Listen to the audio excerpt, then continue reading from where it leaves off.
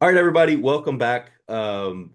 We have another fun episode. This is one that I've been looking forward to for a while because if you remember a few episodes ago, we had Kate on to talk about her fandom and love of Disney history. Also, talk about some of her books that she's written about Disney history bloggers and vloggers.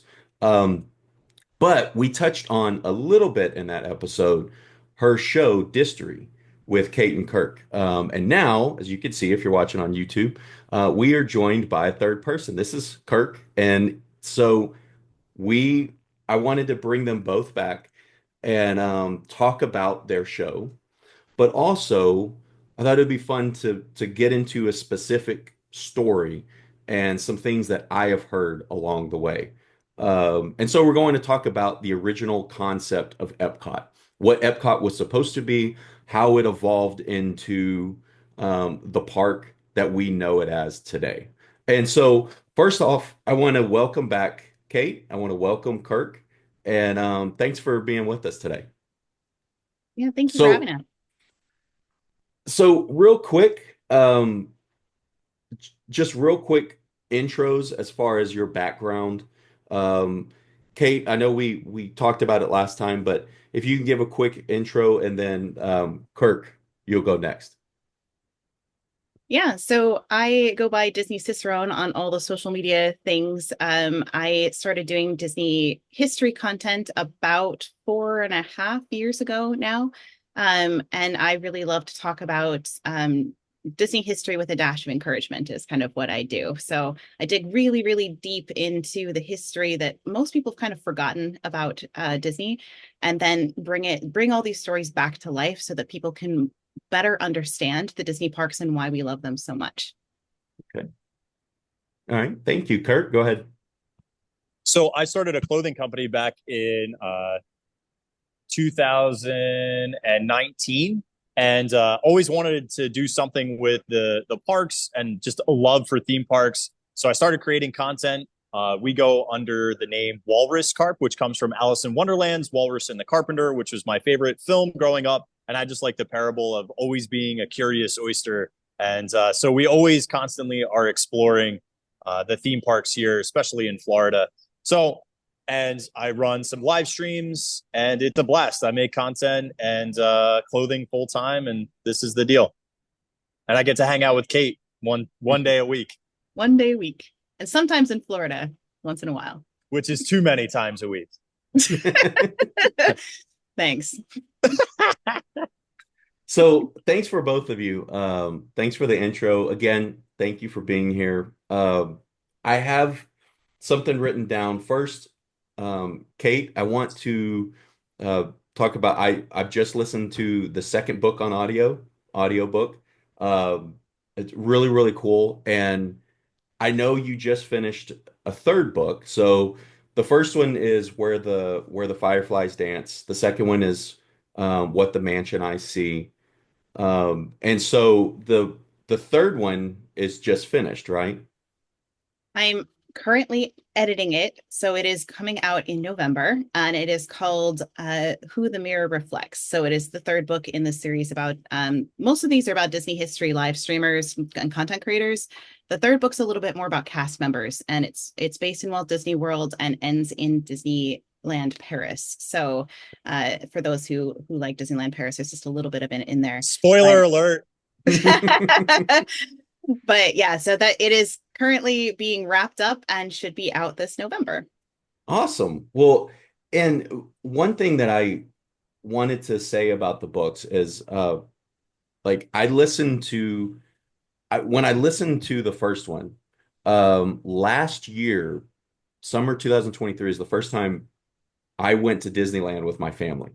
And so what's really, really cool about them is it has this really cool story going on with Disney history vloggers and content creators. But also pulling in your vast knowledge of Disney history was really, really cool because it's just kind of sprinkled in throughout the book. And so listening to that, having just been to Disneyland, I really connected with that because when you're when I was listening to it, I could tell this is where they are in the parks. Or, this is where when there's even a scene in the book where you talk about walking outside of the parks. And I could picture what that was because it's very, very different than Walt Disney World walking, between the two parks and Yeah. out of the lot and everything. So it was really, really cool. I did have one question, like Hmm. whenever I can't remember in the first book, I can't remember the name of the hotel that her aunt runs, but I don't know if I remember off the bat. It's been a while since I wrote that one. when whenever I heard that one, in my mind, I thought of there's this, I think it's called Candy Cane Inn or Oh yeah. something that's like right outside the park. Hmm. That's where my mind went because when we stayed on Catella Avenue. Yeah. And so we had like, like a 10-minute walk to the park. So we walked past this hotel every time. And so that was I was like, oh, in my mind, I'm like, oh, that's where her aunt owns that. Yeah. Um, Yeah. I stay in lots of those different hotels, so they're very familiar to me. And I did stay in the Candy Cane Inn as a kid. So it's like very nostalgic for me to. yeah. So I had to make one that was kind of like those motels that Walt didn't actually like. He called them parasites. He called them leeches. Leeches was his word for those particular businesses. Obviously, they're good neighbor hotels today, but different back then. Yeah. And it's really cool that the second book goes to Walt Disney World. That's the one I've been to the most. Um, I'm excited for the third book. I've never been to Disneyland Paris, so it'll be really, really cool to get into that. You know what you're doing. You are creating the Avengers of Disney history content creators. Like that's I love that. I like looking for like Easter eggs and all that, but I really, really like when stories link to each other. And like the way that your first two stories and I think your third story is going to link with some of the characters and sort of introducing these characters and then telling their joint stories together. So it's really, really cool. I really, really like them. Thank Um, you. I really wanted to just write books for Disney nerds, people who have heard all the history, but go to the parks a lot, or at least have, even if they don't get to go to the parks a lot, they know them well enough that they can just kind of mentally put themselves there. There's just not a lot of books for Disney adults, like adult fiction. So that was my goal. Yeah, and it does put somebody in a space where you're happy. I Yeah. think most people when you're in the parks, there's just this level of not necessarily carefree because especially now we're having to be on our phones all the time to plan out our days and but it is it's another way to take a person out of their just kind of what they're doing every day. So really, really good job. Really Thank you. fun. I appreciate that. Um, yeah, you're welcome. Thank you. Kirk, I was actually going to ask where Walrus Carp came from. So I guess I don't have to ask that anymore. But Beat you. what so so tell where you came up with a clothing company, how you got into content creation, and it's not just Disney, it's very much it's varied. Um, and right now, being Halloween season, you've been going to a lot of haunted houses as well. So fill us in with some of that. Yeah, so my wife and I always wanted to own our own company around our passions, and we've been going to theme parks. And in fact, we got engaged at Hershey Park, which was one of our local parks in Pennsylvania. We lived in New Jersey, so I was working in the beer industry as the director of sales and marketing. Melanie was working in education, and we just felt like we weren't living to a potential that we wanted. So that's what made us decide to create a company and start creating our own clothes. So that's our origin story, and we started making them in 2019 with sunglasses and wovens, and then we started adding T-shirts to that mix. And the content just came from that. We started on Instagram, and then we found out that TikTok was a big, important location. So we started adding there. We moved down in September of 2021 and have been doing this full time ever since, which is crazy. And started adding live streams to the mix. But all the content is based on theme parks, now correct with haunts. But those are the things that I enjoy the most. So I'm not just a Disney person. I like Universal. I like Knott's Berry Farm. I like going to all the different theme parks and showcasing them. Here in Florida, we have more than ever, with Busch Gardens, SeaWorld, Legoland, the 4 Disney parks, plus the water parks, the 2 Universal parks, plus a new park being built, the Fun Spot parks. I mean, it's tons to explore. It's impossible for me to get bored, and there's always constant innovation and change. So it's exciting for me as a content creator to talk about those changes, do a historical perspective, and that's how actually Kate and I linked up, was through TikTok. So for those that don't know, Kate and I run a Disney history podcast, Distory, with Kate and Kirk. And I saw her content and I said, if you continue to make the content that you're making, you are going to explode. You just haven't hit that audience yet based on your follower count. And sure enough, that week she got like some crazy multi-million view video and just blew up from there. And then I've been riding her coattails ever since. We support each other. Yeah, that's a much more polite way of saying it. You provided 2 or 3 segues there that I'm going to forget and I'm going to botch this, but I did have a comment or a question on when you mentioned you used to go to Hershey Park a lot. That Yep. was actually I had family that lived um, in somewhere in Pennsylvania. Is there a Bethlehem, Pennsylvania? I believe Yeah. so. Yeah. Yeah, The that's where little my town of Bethlehem. yeah my like and we would visit. And one of my early memories of theme parks was going to Hershey Park. Yeah. Um, and going to well, my memory is going to the Hershey factory. Oh yeah. Um, and they kind of had like a animatronic ride that you would go through. And I Yeah. remember Hershey's going, Chocolate World.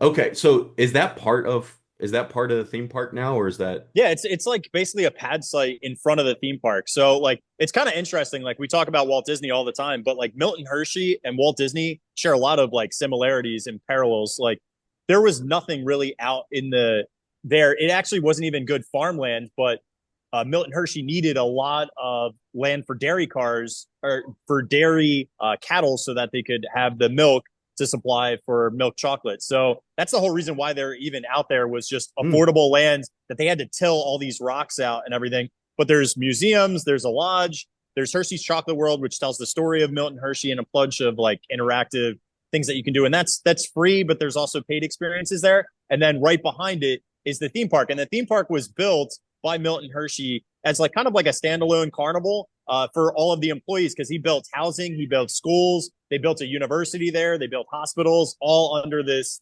Hershey brand. So I think that's kind of cool, and it kind of segues also into how Epcot was planned to be this giant community for Walt to create, to kind of like house a lot of the similar facilities for people to live on site here in Florida. yeah, and so getting into that, um, your your podcast is Distory with Kate and Kirk, and you go through and you talk about different um different attractions in the parks, how they were developed. And I mean, these, for people who haven't listened, if you are a fan of like Disney history, tidbits or deep dives, they're really, really great because like I just finished listening to a whole series on the Big Thunder Mountain Railroad, which is in the news this week because, apparently it's going to be closed down in Walt Disney World for a while for refurbishment. So how did you talked about how you two connected? How did you find a shared interest in Disney history? And do both of you have a history background that kind of led you this way? Kate, you want to start off? Yeah, I'm trying to remember exactly how it came about that we decided to do the show. I know that we started kind of hanging out when I would travel to Florida because I'm an Oregon resident. I would travel to Florida and we started hanging out.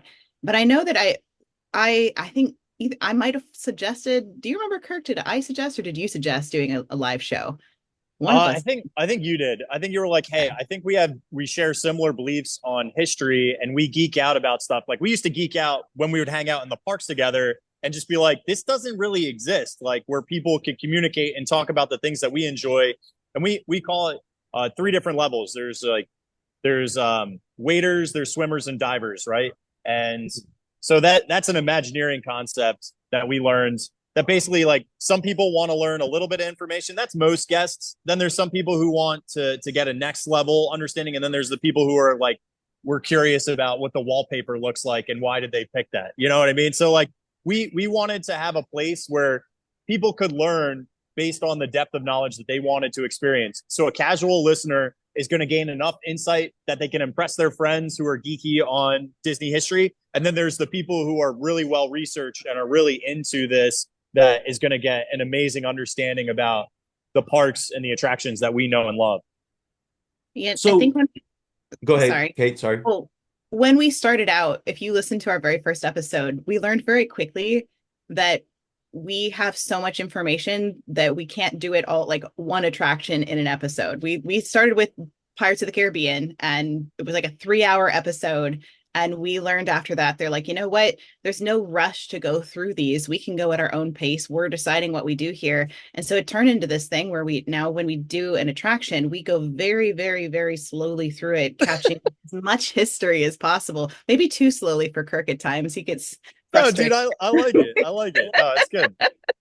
But that I think we're doing something unique in that way because I don't think there's been ever a Disney podcast that goes quite into this minutia of the details and the props and like all the stories and the Imagineers, the backstories, and you know, it integrates that also with the animation history and whatnot. It's really, really fun for us. It's because we get to go so deeply into something and I get to compile information from a whole bunch of resources that otherwise don't exist all together in one place. So it's a really, really fun, and we have a lot of fun. We joke around a lot, and we have a lot of laughs on the show too, which is great. Well, and I was saying before we started recording that the way you two interact makes it a lot of fun to listen to because it is a lot of laughing, it's a lot of joking. And you know, you're also like it would be different if the information was presented very I guess I should just say like straightforward lecture type. It would be Yeah, very, very different, you know. we've Kate and I talk about that all the time that like we have information and the way that we both present is very different, and that's the beauty of the show is that we have a really cohesive bond in the way that we communicate, and we've done enough shows to understand one another's strengths and weaknesses to be able to reel it back in or let out the line. So and again, this is just a live show, so it does get edited down and parsed by Kate. However, we know what we're trying to get to at the end of each episode roughly, and I think it's just this beautiful way to view an attraction in a really fun, engaging way because it can get really heady, and sometimes it does, and you got to break it up a little bit. And the one thing that's really cool about it, and Kate and I talk about this all the time, is like we're not sharing tips and tricks, which become outdated Mhm. quite quickly. In fact, most of our content is decades old, so as a Mhm. result, it's got this evergreen sense to it. Where if anybody wants to come back and re-listen to this decades, a century later, it's still relevant if you've never heard the stories. And as long as Disney World and Disneyland exist, we have plenty to talk about and for people to enjoy for years to come. Well, and one really cool thing that I like about it, and I'm gonna I forget exactly where the like what attraction it came from, the example I'm gonna give, but you two, it's not just about you're talking about the attraction, but in talking about the attraction, you bring up these incredibly interesting, and it is getting into the minutia a lot, but these incredibly interesting historical facts. Like one I'm thinking of in particular, and I can't remember what attraction it was and what specific, like how you specifically talked about it, but the color purple and why the color purple, like why that meant royalty. And going back to the, you two had a discussion, sorry, about, um, you know, the color purple being so difficult to create, that it took so much work to create that color. Therefore, only royalty, only people with a lot of money and resources could afford to have this. And so there are these the episodes are filled with things like this that are these really, really cool uh, facts that I would never have thought about um, most of these things. But because I'm listening to this podcast about an attraction that I like, I'm also learning these other historical facts. So do do you have a background in history? Is that kind of like what brought you to looking at Disney history, or where did that come from?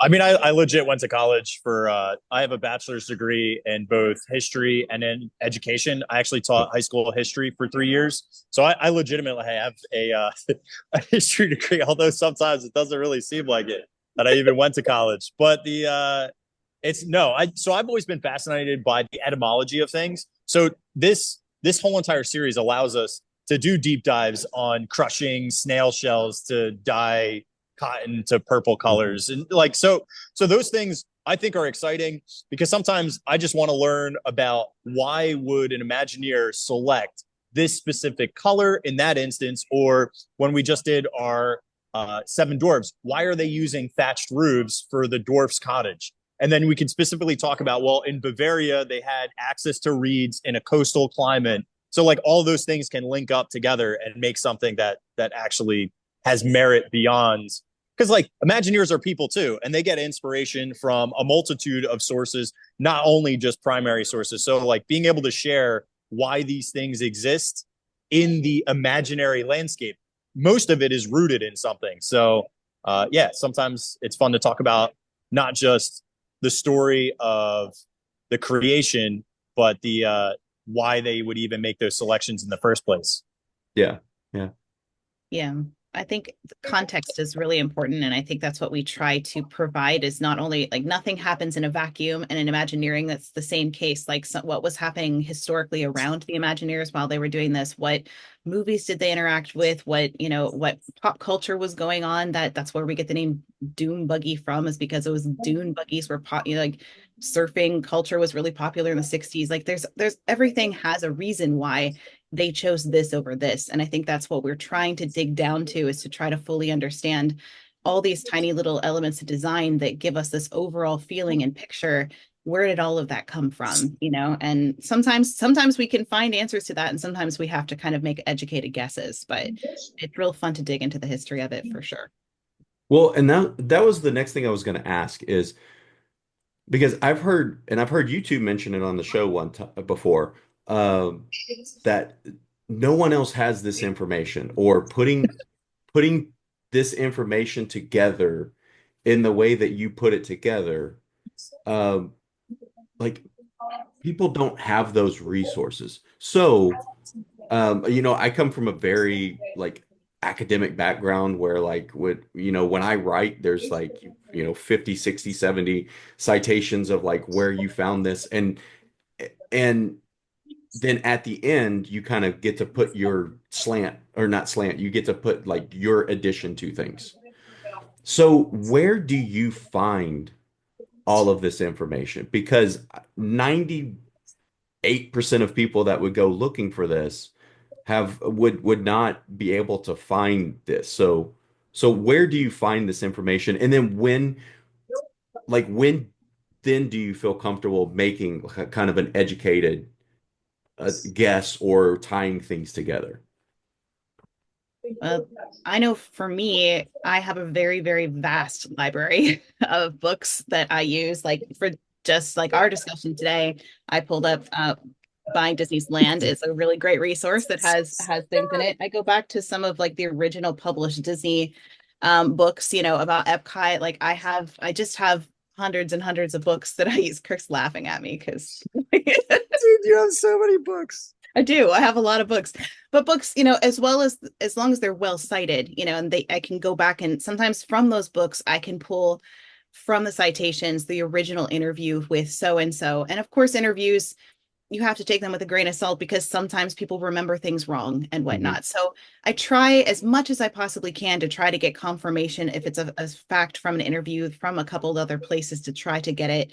But primary sources is always my resource. So photos, video, original interviews, documentation. We use a lot of documentation on Distory of like what did the designers at WED or Imagineering use, what was their intention behind, this particular thing. And you can get a lot of details that are accurate from those documents. So that's in general where I get information from. I try really hard.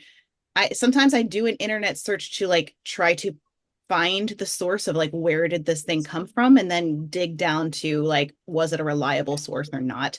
But I don't depend solely on things on the internet because it's the internet. Yeah. That makes sense.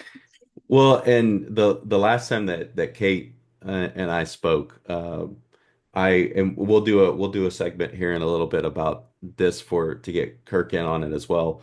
But I shared three or four things that um, I think one of them was correct, and the others were maybe sort of correct, but there were more context or just completely wrong that I had heard. And as a fan, like those are the types of things you mentioned being a waiter. What was the second level?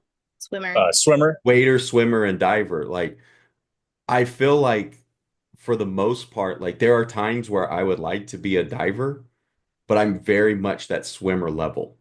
Because I like going and looking at things in the parks and seeing kind of, what's behind them. And I also I come at it from like a management and strategic decision making position as well. So I like looking for those things. But even when I try to find information that I think, oh, this is really, really cool information.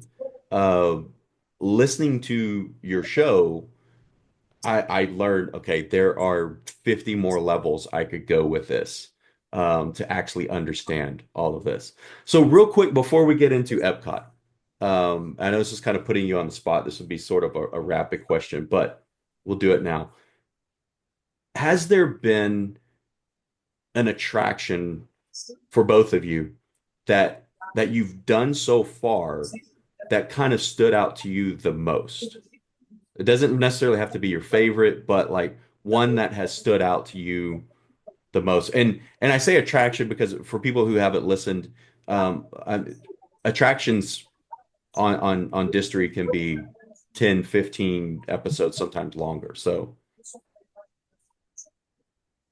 Um, Uh, yeah, go first, Kirk. Go ahead. okay. I'd say I'm gonna pick two, right? Haunted Mansion is Kate and my favorite attraction, and there's so many nuances to the building of that attraction that it goes down all of these crazy rabbit holes, which is so exciting. And there's still so much that is left up for debate. So that just in and of itself, and the fact that we've done 30 plus episodes on the Haunted Mansion and we could go back and still do more is just incredible to me. But for me, uncovering Big Thunder and Big Thunder's underpinnings makes me go, this is like the greatest story that has never been told beyond people riding the ride that Big Thunder needs. Like, this is a desperate need for a live action film. mhm. Like, Pirates made such a great film. Jungle Cruise, I think, actually did a pretty decent job. But Big Thunder as a story, especially when you look at Disneyland Paris and the way that they shape it all together, oh my gosh, you have something amazing to tell beyond just Big Thunder. Okay. Yeah, and I remember you mentioning that one time, and they did, they do have the Marvel comic that kind of gets into the story of it. That was kind of fun, but it would be fun to see a live action movie about that. Go ahead, Kate. Do you have a favorite or one that Oh, stood I out? honestly was going to say almost the exact same thing as Kirk. I think Haunted Mansion is always going to be our favorite.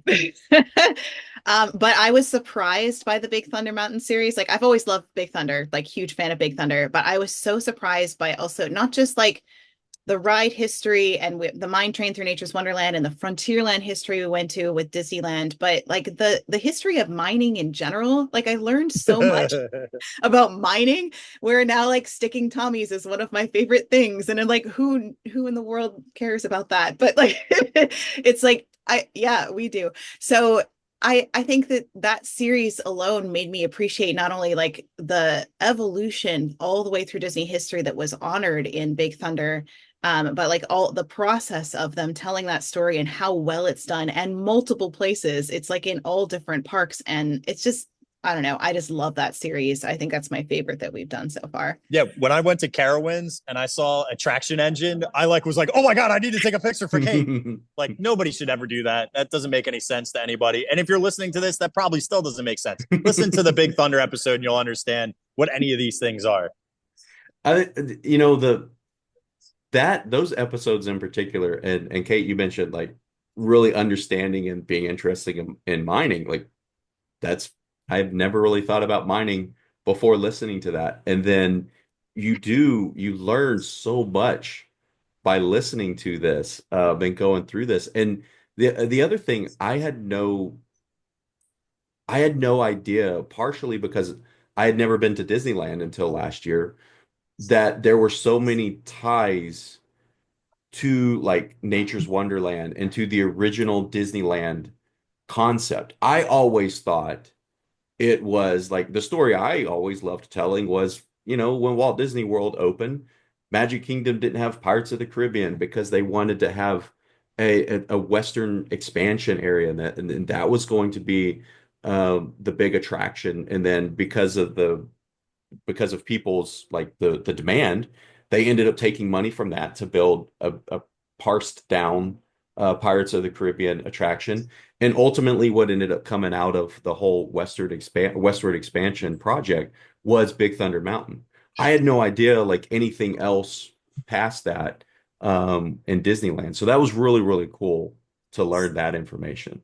It also Uh, breaks my heart because then you don't get like Western River expedition and like so like there that's a part of this research which is so fun is that we uncover attractions that could have been but never were, and some of them have gone so far that it's not just like an underpinning. There's concept art, there was treatments, there's sometimes even like animatronics were made and you're like so close and it just doesn't happen and you're like, oh, it's heartbreaking because some of these would have been absolute classics. So it kind of breaks my heart a little bit with Walt Disney World and what happened here with the lack of pirates, but that's a part of the history. So it's yeah. fun to underpin that.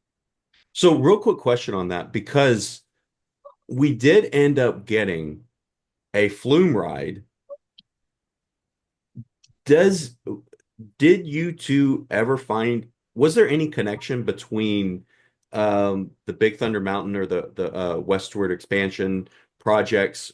Was Were there any connection from that and then what initially was Splash Mountain and now is Tiana's Bayou Adventure, like in building any of that or coming up with that concept? Yeah, definitely. Like they always recycle things in Imagineering. Like it goes into the drawer, it's the art morgue is what they call it, and then they pull it back out later. And, so there's from, oh, we haven't done a real deep dive into Splash Mountain yet. I think it's on the horizon. Eventually we'll get there. But from everything that I've researched of Splash Mountain, it absolutely was like people were aware that this was a ride that they were going to make with this big expansion, and then it just got shelved. So the idea of having a plume ride has been around for a really long time in Disney history, even back to early Fantasyland with the monster, the whale, and there was going to be a ride where he would come down out of his mouth. So it's something that's been around in Imagineering for a long time that I think they finally got to do. There's a lot more nuance to it that, but I'll just leave it there. Okay, so then to transition into uh, what I invited you two to talk about, and we threw around some ideas. Uh, One thing I've always been really, really interested in is the original idea of Epcot. And really, I learned most of what I know from I can't remember I can't remember who wrote the book now on Walt Disney, and uh, it wasn't American Dream or American Imagination, I think, but um, Bob Thomas book, no, is American there? original. I don't think it was that one, but I'll try to look it up while one of you is talking. But what I had learned from that is, eventually, like he was always Walt Disney, the person, was always trying to innovate things, and he became really, really interested in urban planning. Um, and there was even a story told where he tells his uh assistant at Disney, the can't remember her name, but like his legacy, he didn't want his legacy just to be like creating a mouse. Like he wanted more of his legacy. And so that ultimately gave rise to this idea of this living city and this city where people could come and they could live there, they could work there and share ideas from many different areas and then take those ideas out when they moved out of Epcot to their various communities. That's what I know about the origin of Epcot. So, real quick to get started, and then I have some specific questions. But what is the origin story of Epcot Center? Because it has a lot to do with what eventually, I mean, was the Florida Project and eventually became Walt Disney World. Yeah, that's a big question. I think it's really interesting, that Walt Disney, not everybody even in Imagineering and at WED at that point even knew that he wanted to do Epcot, even while they were starting to develop the Florida project. They knew that he wanted to put a park on the East Coast and that it was going to have a theme park that was kind of like Disneyland. And it wasn't until a little bit later that he actually kind of let everybody in on Project X, which was Epcot, and kind of let them know exactly what he was thinking about doing, which, I think I always think that's pretty fascinating because people are just like, what the a city of the future? That's really interesting. He changed his thinking a lot from, Disneyland was just like, we have to scrape together enough money to get this thing built. And Disney World was like a very, very different concept. This Project Florida was like, we're going to get as much land as possible. They got basically double what they needed because they only needed like 10,000 acres and they got, 20,000 plus. And so like, it's really interesting that the mindset he went into it was, instead of, I want the city to help me kind of pay for this project because I don't have any money. He went into the Florida project with, I don't want them to have any control whatsoever over this. And so we could have complete sovereignty over everything, which is a huge, massive ask, right? But that's what he wanted to be able to make this city. I'll pause there. It's Kirk, if you want to throw in about Epcot. Yeah. Yeah. So, I mean, I think, I'm going to go a little bit more overarching. Walt at this time period is getting older. And I think his health was definitely a big part of, like, he was feeling tired all the time. He definitely wasn't feeling himself. He was drinking a lot more than he normally was. So like there was a lot of things that were like exacerbating. So like I think legacy becomes a thing for people when you get later stages in life, right? And he still was young, but still was not feeling his best. So a part of that is in California, they developed University of the Arts. So that was like a little tiny side project that he was really excited about. And he felt that he would be remembered more for that than necessarily the mouse in Disneyland. So in the whole concept of Epcot was, okay, well, we'll create this experimental prototype community of tomorrow that is 25 years in advance of everywhere else, but it can be a combination of a theme park, a residential area that encompasses entertainment, parks and rec. It can house all of the employees that'll work in the industrial complex. And then we'll have like a welcome center, parking and distribution. And there's a lot that goes into why he wanted to develop a new city or a new city type. And a lot of it is like quirks. I actually, honestly, the more that I learned about the creation of Epcot, I learned things about Walt that I didn't think were as endearing, which I thought was interesting because I didn't really expect to find that. And but this project is so massive, it's so over the top that I think we need to talk about what it turns into, or what it was supposed to start out as, and what it is proposed to both legislation as well as investors, and then what does it finally become? We got to do that kind of quick because there's so much, dude.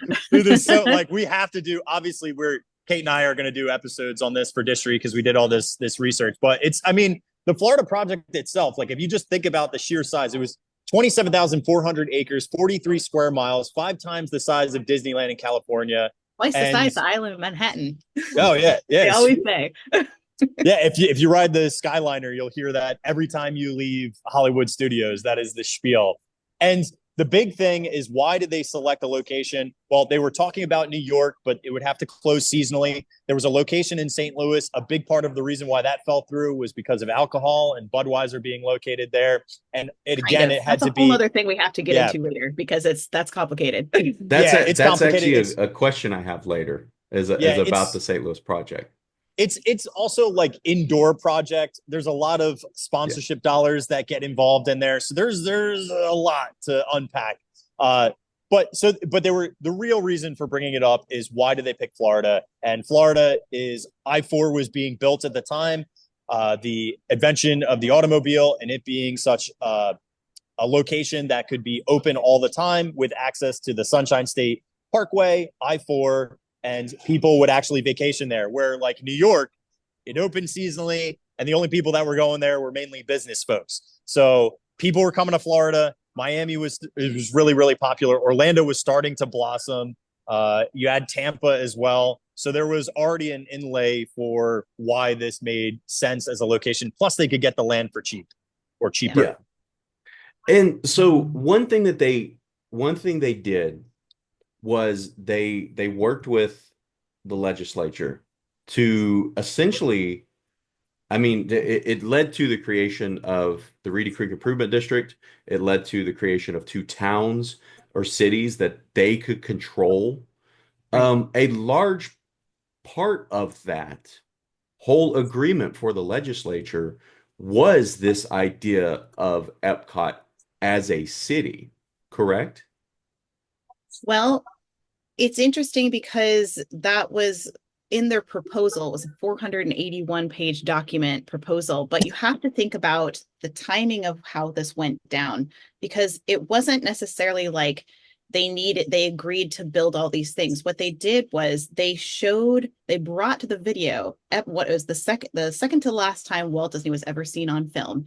So he was really sick at this point, but he had this wonderful, film about Epcot, which most of us have seen as Disney history people that we love, where he presents exactly what Epcot is and he outlines it. And so they show that actually on the floor before they vote. They show this video of Walt. And of course, the entire nation is grieving the loss of Walt Disney. And so I think it wasn't necessarily that there was an agreement that they would do Epcot so much as people saw the potential of what Walt wanted, and they didn't want to be the one that would stand in the way of making that happen. So I haven't seen any like specific language that says like you have to build Epcot this way in order for us to pass this legislation. It was more like people felt like they couldn't vote against it because it would be voted. They said, somebody put it like it'd be voting against motherhood or like apple pie. It was like that's how they thought of Walt Disney, was this wholesome family thing, and to vote against it would have just been unthinkable, especially with the fact that he just passed away as they were trying to pass this legislation. So I don't think it's necessarily that they had to build Epcot so much as Epcot influenced them, seeing Walt's dream to wanting to vote for it because they wanted to honor his legacy. At least that's Okay. how I understand it. Kirk, I don't know if you have anything else. Yeah, I mean, honestly, that the Epcot and Florida project video with Walt like being his, remember, he was on TV, right? Hmm. So like he donned his like grandfather of the country, attitude in the Uncle way that Walt. he presented. Yeah, Uncle Walt. And I felt that watching it, it's one giant pitch. And the pitch starts out, if you've never seen the film, basically this is why Disneyland's amazing. And look at all the things that we did in Disneyland and how successful it was in a short period of time. Well, guess what? We've purchased a lot more land and we have a lot higher bars that we want to hit. And we think that we can employ a lot of people. We think we could bring great business infrastructure to the Central Florida area while employing and bringing tourism to the state in a major way, in the way that it was successful with Disneyland, but in a 43-mile area. So as a result, it ended up allowing, in that 1967 Reedy Creek Improvement District, they got control over the land. They got control over zoning, construction, infrastructure. And let's be honest, you would not have, like, you could say that all these things are like a detriment, but Orlando and Florida as a whole has improved greatly. Orlando and Kissimmee and these areas would not have been developed to the level that they were, and there would have been lots of staunch obstacles for somebody smaller. A big part of it, and I think this is what you're alluding to, is the one infrastructural section, which is about commerce, that was supposed to bring in massive companies because some of these things would have to get paid for by other folks. And I just think it's interesting to see. You would have seen like Monsanto or Ford, like big companies. And Florida wants to attract those things too. So like all of these are like a homogenous win with swampland, dude. Like it's not like, oh, they're taking over like this amazing developed area that everyone can enjoy automatically. Like they have infrastructure. They had to build everything. They had to build policing, judicial. They had to build fire, water. There's literally nothing. Like if you, anytime you're on the monorail and you're going from Epcot to Magic Kingdom, please look out into the woods. That's what we're dealing with. If you're on the Skyliner, look at any of the areas that are undeveloped and realize that people had to have a vision in place and then to build something so monumental. So it obviously took a lot of imagination. Now, Epcot as a whole is a completely different element from what it was planned as to what it actually becomes. But the plan is really interesting.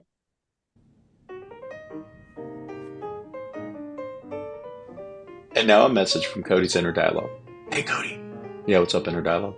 I heard Brett Hackman's celebrating 150 episodes of Notably Disney.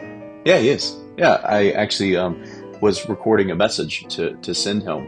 It's a very big accomplishment. Notably Disney, being around for 150 episodes, he's got some really great content on there. He does a really great job. Yeah, he does. Hey, you've been on his show a couple times, haven't you? Yeah, I have. And he's been on your show a couple times. Yeah, he has. Do you think you have helped his show as much as he's helped yours? Well, I would like to think so, but Inner Dialogue, what are you trying to get at here? Look, I'm just saying. Yeah, he's a really good host. He's a really good guest. Yeah, he is. You trying to say something else? Maybe you could take a few notes from him. Oh, okay. Yeah. Thanks a lot again, Inner Dialogue, for the constant, positive, supportive feedback that you always give. Hey, we're talking about Brett here. Let's not get lost. Yeah, you're right. Brett, again, congratulations on 150 episodes. That's awesome. For anybody who is interested, go listen to Notably Disney anywhere you get your podcast. It's amazing work. Brett, congratulations on this accomplishment.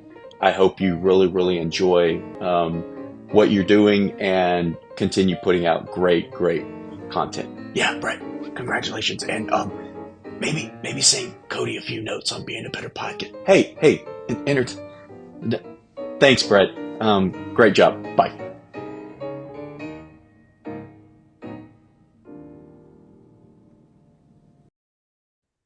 So I'm trying to think of the next best thing to talk about, because once the land was purchased, that's when he made the video. That's when he made the announcement. The announcement was rushed because newspaper outlets were being very good about doing their job and actually kind of forced the Walt Disney Company to tell what was going on in Florida. And then he passes away. When does you mentioned the legislation actually passes in 1967? Is that correct? Yeah. Yep. When does that process start? When did the legislative process start? Was it after the company had already purchased the land, or was it going on at the same time? Well, Disney had been talking with the Florida governor, I want to say Governor Burns, for many years, and kind of like building this relationship. And Burns saw this as like his way of kind of like, this will get me reelected, because they had changed their law from, I think, every 4 years to every 2 years election. And so he's like, well, getting good with Disney, and then people want to vote for me again. But that kind of failed because he didn't get Mhm. reelected. So instead, it was so Governor Burns lost the election and then was replaced by Republican Claude Kirk Jr. So Governor Woo, Kirk, Kirk Governor Kirk in the house. came on board. And they were a little bit worried at first because they're like, this guy started saying, we'd look at what's happened in Anaheim, where they have, all this kind of like vagrants and scoundrels came into the area because of Disneyland, and we don't want that here.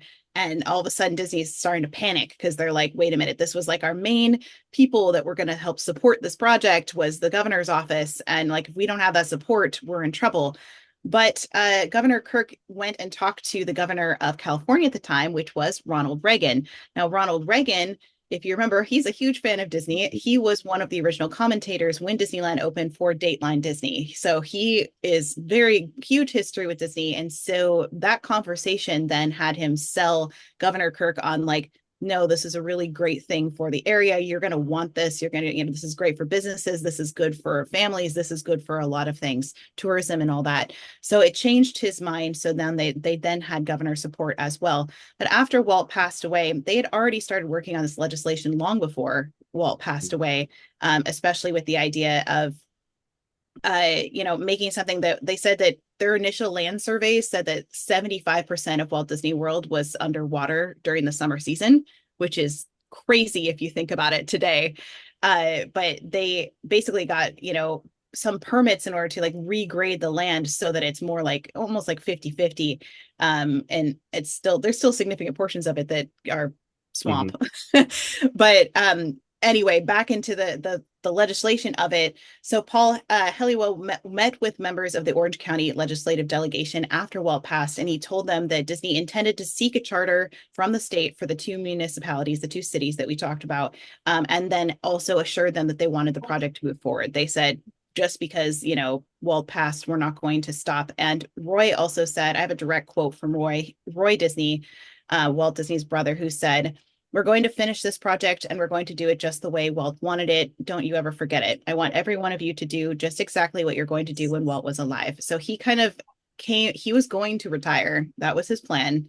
But he's like, his brother passed away and he's like, no, we're going to see this through.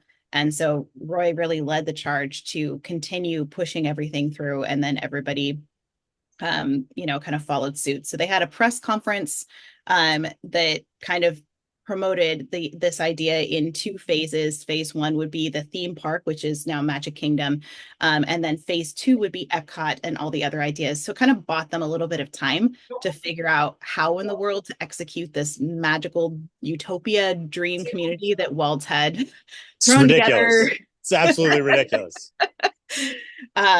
But yeah, so I'll pause there, but that's kind of what happened with the legislation after Walt passed. And So then yeah, thank you. Real quick before we move on to like some of the what Epcot became when it opened and some of the attractions. What was the I think a lot of people have heard of the two municipalities that were created, but what was the specific importance for creating those municipalities for Disney? It's, you I want mean, to, yeah, I mean, the simple thing is oversight and control, right? So now they have the ability to like, rather than having to go through a zoning board and go through all these stipulations, their approval rates go a lot faster. So when you're building something new in construction, a lot of times it's red tape and bureaucratic nightmares. If you remove the bureaucracy because it's like an oligarchy, like they just choose whatever they want, then it makes things run a lot smoother. And honestly, again, this is swampland, so does it really matter that they had their own until like Walt Disney World is what it is today in 2024, where you're like, man, they really have it easy. They built this thing, dude. What do you like? This wouldn't probably exist if they didn't have the stipulations to allow them to break ground at a faster pace than before. Do you know what I mean? Yeah, well, and correct me if I'm wrong, but I mean, that's one of the reasons why when Universal moved into Florida and opened Universal Studios Florida, I mean, Disney was already present, and there's the fascinating story about like, did what was happening with MGM Studios was that opened early because that was an idea that that Eisner had seen when he was at Paramount, those types of things. Yes, yes, But it is. That's it exactly what happened. Yep. and but when he one of the as I understand it, one of the problems Universal has always had up until very recently, like within the last couple of years, basically with what happened with Reedy Creek Improvement District, is Universal has not had kind of the opportunities that Disney has had to kind of sort of manage themselves to they've had to go through all of the bureaucracy that Disney did not have to up until a year and a half or 2 years ago now. Is that correct? Yeah, it's just a different relationship, right? So, like, again, remember that Orlando and the parks have a symbiotic relationship because a good portion of the population is sustained by the parks' infrastructures, entertainment, and of course their employment. So, they also get lots of concessions. Like, if you go down to like Kirkman Road, they knew that they were going to build another theme park. So when they were widening that, they left a specific lane that is filled with planters that will get tore up so that the electric buses that go to Epic Universe to connect with the other section when they purchase that land. So like there are concessions that have been made a decade ago that people won't see come to fruition until Epic Universe opens, right? So like all of these things are constantly not at odds, but in conjunction. And it's mainly due to monetary energy that gets created from each one of these parks or entities. So one more question on Reedy Creek Improvement District. Since it is something it kind of doesn't exist now or exists in it under a different name, what is, I mean, how much more difficult or is it for Disney to get things done now? Or is it just it takes longer, but they're still able to do everything they want? It just may take a little bit longer to get um to get the approval to do those things. That's a good question. I don't really know that much about what's going on right now. I don't know, Kirk, if you do. Yeah, I mean, what I would say is just like anything else, a lot of this is posturing, especially posturing with our governor. There was like a period where our monorail systems here in Walt Disney World were going to be safety checked. So like Mhm. there's ways to put constraints on an independent and privately owned company to make their lives a little bit more challenging. And that depends on the political spectrum. So without getting too far in the weeds on this, uh, things are just as easy as ever for Disney to do it if they want to put the monetary effort towards it. Their fiscal calendar just restarted, so budgets reopen in October. So a lot of changes are happening or put in place. So that's exciting for guests here who want to see change. But I think most people don't recognize how a big public company operates, and they can't just like wave a magic wand and have something built really quickly. There's a lot of bloat that happens in the Disney company as well, just because it's so sizable. Even at Universal, right? Like it took Universal what, a year and a half to complete and build Velocicoaster over at Islands of Adventure here in Orlando, Florida. But for Disney, they struggle bust through Tron for like 7+ years. So like there's things that happen that are out of our control that are systemic within like almost like Disney's gotten to the point where process goes before performance sometimes, or performance goes before process. And like the whole thing falls apart because it's just too many cooks in the kitchen. So it's like, do you want to move fast or do you want to move right? Or do you want to move quality? Like it's a challenge that I think every business looks for. And I think Disney as a company has overextended themselves when it comes to intellectual property and creation of literally film and video, especially with streaming services and even with their network broadcasting, that it took away from the parks, which are their largest dollar generator. They've recognized that and then has put in place for, I forget the amount, 10, 20 billion that was going to get put back into the parks over the next decade or so. So we're starting to see that trickle happen. You're starting to see a lot of announcements. I think what could happen in the future is I don't think the Reedy Creek is holding anyone down for building here. They've been approved for another major theme park. They've been approved for 2 smaller theme parks and 4 resorts. They just have to put shovels to ground and do it. But again, comes down to dollars, comes to fiscal responsibility, comes to shareholder value. Like there's a lot of things that are bigger constraints than a small municipality legislation council would ever impede. That that brings up like 50 more questions, but I'll promised answer you them to, all. Make them quick. I promised we would stick to this. So I'll try to stick to this, even though my mind is going in a lot of different Can I directions. throw in So just yeah, go one ahead. thing real quick? I will say that, when they were first throwing out they were trying to get the legislation that the Reedy Creek Improvement District and all of this, Joe Potter actually made the case that the techniques and materials needed to construct Disney World and the voltage requirements and the attractions and the fountains and anything were unlike anything the state had ever seen before. So that was part of the argument for having sovereignty over it, was like, nobody has any sort of playbook for how in the world to build this thing. And we don't want, the courts to basically be arguing about, what we can and can't do, because they've never seen anything like that before that could hold it up for years. Right. So that's really what the impetus was. It wasn't just like Disney wanted like complete control over everything. They just wanted to be able to move at the pace they wanted to move without getting hung up on all of the legislation and the approval of all of the projects all the time. So Yeah, I think it's really easy to look at what Disney World is today and recognize all of the resources and foundations that have been built. But imagine a place that is a swamp that has no sanitation, no energy source. So like you have to build like waste management, you have to build power plants. Like how does this stuff get done? So like, could you imagine if you had to get every single little thing approved? This project would never get off the ground. Unless it was already in an established location that wouldn't take away from the resources, it would just be an add-on. Yeah. Yeah. I mean, at one point they were talking about West Palm Beach, and because there was like a big golfing area and there was a large developer that was down there. So there was a population and it was a destination, but they couldn't get more land than they wanted. So they decided to elect to come over to this area. And Walt didn't want to compete with the beaches either. He's like, yeah. I don't want people going to the beach and then coming to the park. And he's like, no.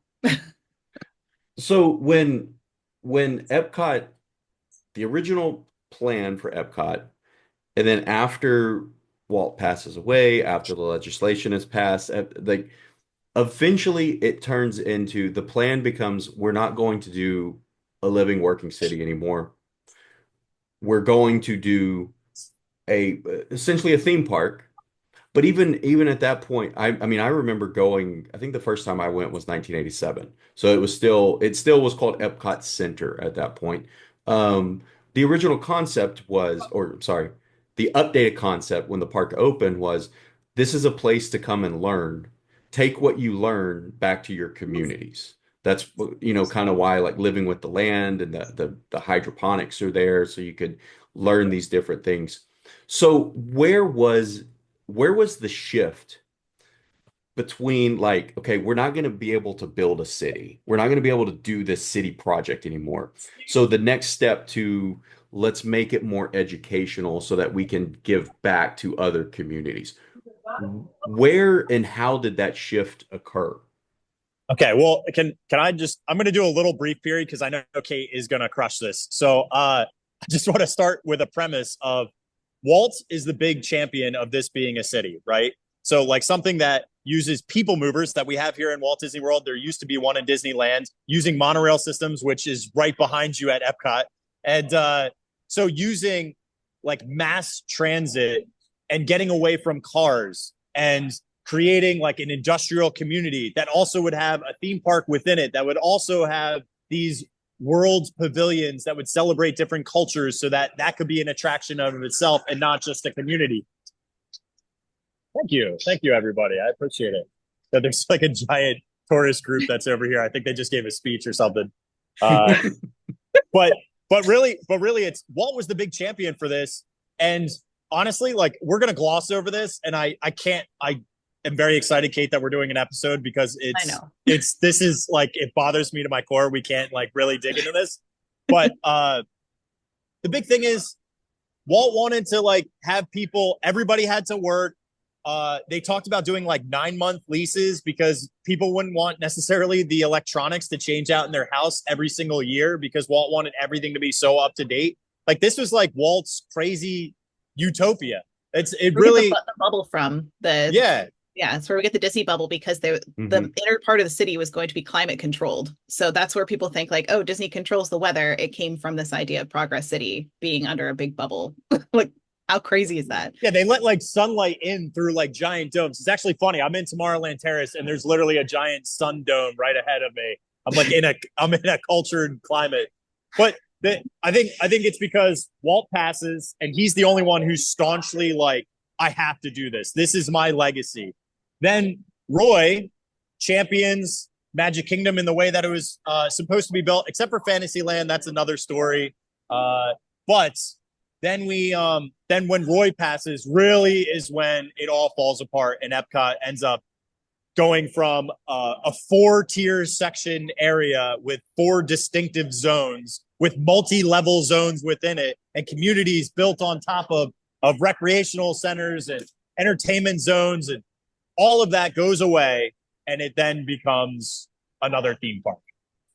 Okay. Which is where I handing off the baton here to me. So a lot of it was they looked into doing the things that Walt wanted, and they realized, like Kirk said, like people weren't going to want their stuff updated all the time. They weren't going to, they couldn't legally do the things to people's residences that they wanted to do. Hmm. So they Yeah, could not have the level of control they wanted. And they just realized that this was not going to legally be able to happen.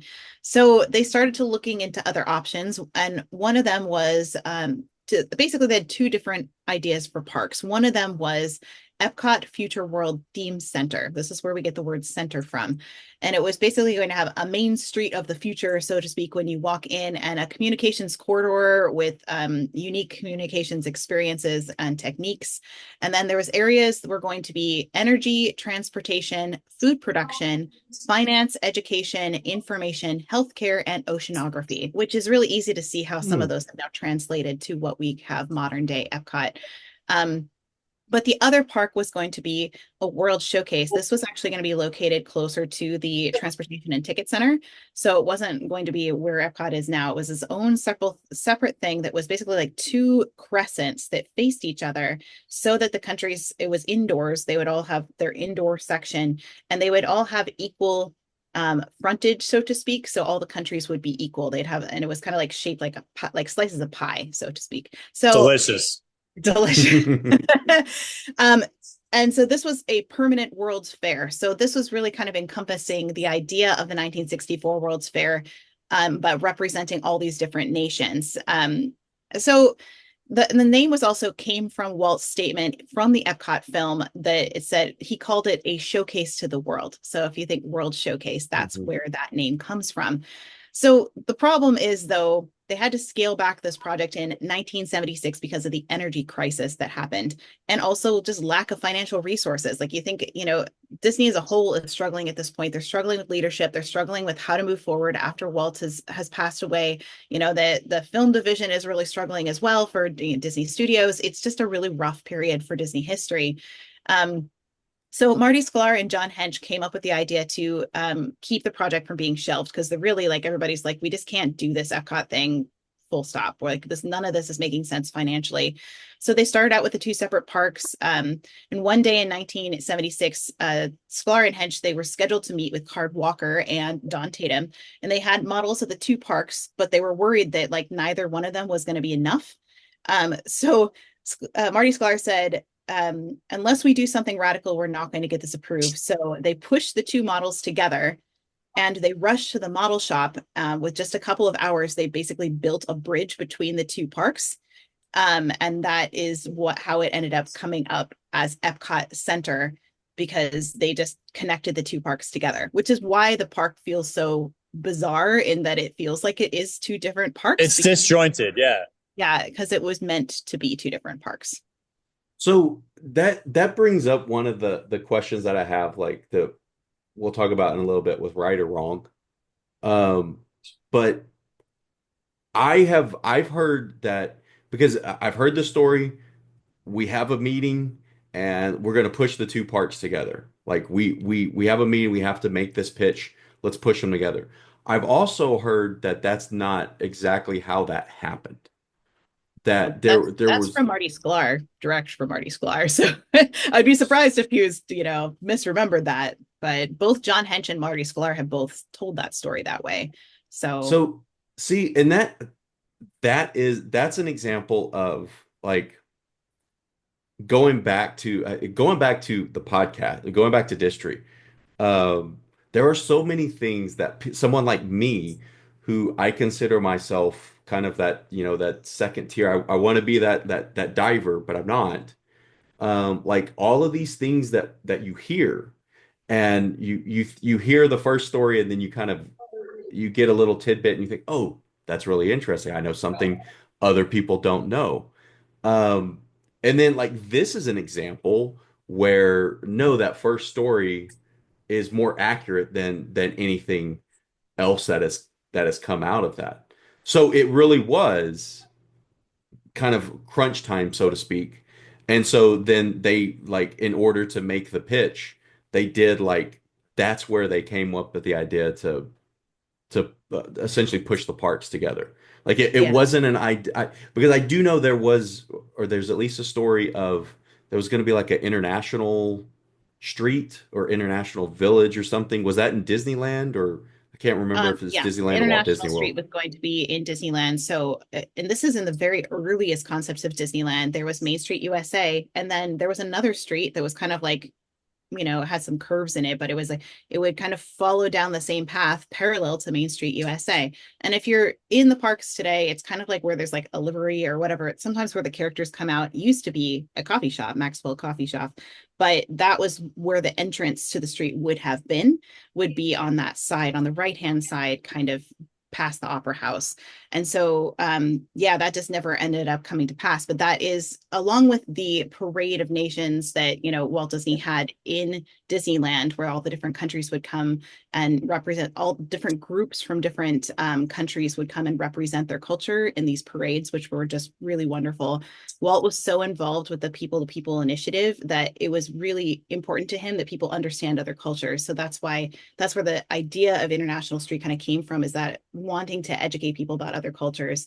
And then of course, then it translates into the one that would have been by the TTC over in Orlando, and then eventually then EPCOT World Showcase. And it's interesting because the earliest models of EPCOT, of World Showcase, sorry, they did have kind of like that was going to be the entrance to EPCOT, was going to be World Showcase. And you would go down kind of like a main street of the world and then enter into the World Showcase. But they ended up flipping them. So when they proposed those models, World Showcase was in front and Future World was in back. And then they ended up reversing them to what we see today. But it was originally the other way around. So when did International Gateway open? When did that entrance open? Oh, I'm trying to remember. I think is when Oh, all I don't. this Because Crescent Lake there, right? Like well, when they built those resorts. that would have came with the advent of the resorts there, because there would be no other reason to enter from that side. Yeah. So I'd have to look up what the timing is. Yeah, I don't remember the year, but it was around that So one thing, sorry to interrupt.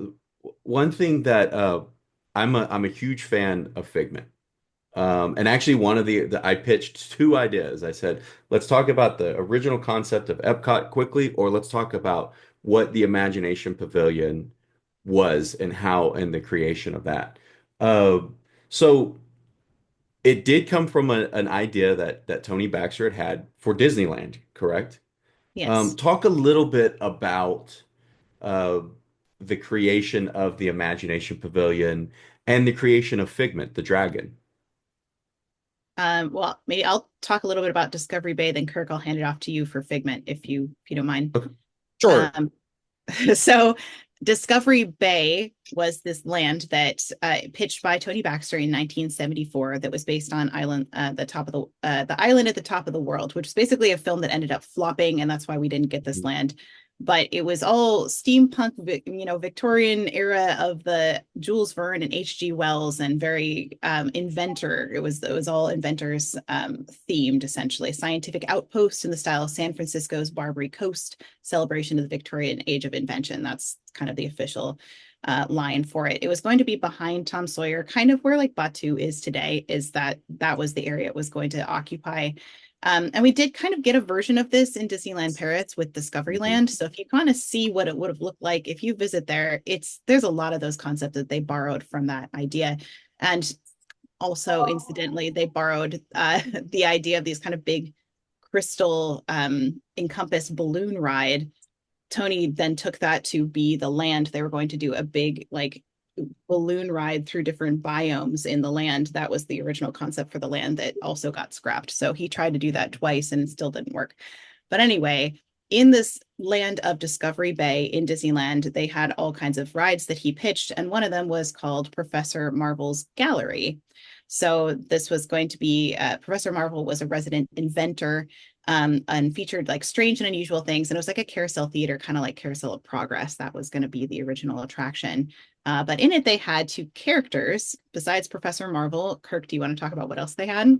Hang on, I'm trying to see if I can pull up the picture while because the concept art is so good. I don't know if you have it. Do you have it on your iPad? I might. When you talk about it, I'll pull it up. Okay. So, well, there was two characters. The steampunk one they had as the Dream Finder, and the Dream Finder had like a top hat on it, and he had like steampunk like goggles on. And then you had Figment, and Figment in this original concept art was green. So that was one of your questions that you had asked earlier, Cody, is like, why is Figment green? And I know we're supposed to mention it later, but I'm going to do it now. So Figment was a green little dragon that would have been a part of this attraction, which I think is fun and cutesy and like look at his little top hat and his wigs. It's adorable, right? But it has that steampunk vibe, right? Well, I'm going to make the really truncated version of this, but Figment gets his name from Tony Baxter watching an episode of like Magnum PI where like a goat I'm trying to remember this offhand. It was like a goat ate like the hedges or flowers, and somebody was like, what ate the flowers? And the response was like, a Figment did it. And he goes, Figments don't eat flowers.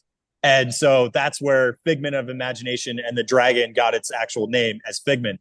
But what's interesting about the coloration, go ahead. Don't tell me the goat is a figment of my imagination. It's the exact quote. Oh, don't tell me the goat is a figment of my imagination. There we go. Yeah. So, the dragon ends up being like a hit, and it ends up being incorporated into this Imagination Pavilion. But originally, having that color green, they needed a sponsor for this attraction. Like most of the Disney attractions, there was some sort of corporate sponsorship. And at the time, a big sponsor of the Magic Kingdom was Kodak. It's in fact the reason why on Main Street USA we have that like reddish pavement, made colors pop. It made images and pictures look really good. It's also why we have Kodak photo spots all over the place still in the parks to today. But Kodak wanted Dreamfinder and Figment to be a part of this new attraction in the Imagination Pavilion. And but the problem is Figment is green. Fujifilm's brand colors are green. So Figment turns to purple, but the reason why his sweater is yellow and red is because it is the brand colors for Kodak photography. It's a shame that Kodak kind of like has flopped. Like they really didn't get onto the digital camera fast enough, and they really held on to film. But yeah, that's the real reason why his sweater is that color, is because of Fujifilm, the competition, and Kodak, the photography company. Really briefly too, I know you said this earlier, but it attaches, so I'm going to steal the thunder here too. In the Japan Pavilion, we were originally going to have two different attractions. One was going to be like a Kabuki Theater Carousel of Progress style attraction. That's where the Hibachi restaurant is today. But behind Mitsukoshi, there was supposed to be a Mount Fuji roller coaster, and they were going to have that sponsored by Fuji. And again, Kodak put kind of the kibosh on that one as well. But there you go. Information about Figment that you didn't care to know, or the fact that we almost had a roller coaster before Mount Everest that was going to be Mount Fuji related in the Japan Pavilion. No, see, Can I? those are the things I do want to. Those are the like that's that second level to me. Kate, go ahead, and then I did have one more question on Figment. Yeah, this one's just real quick in the evolution of kind of how we got Figment.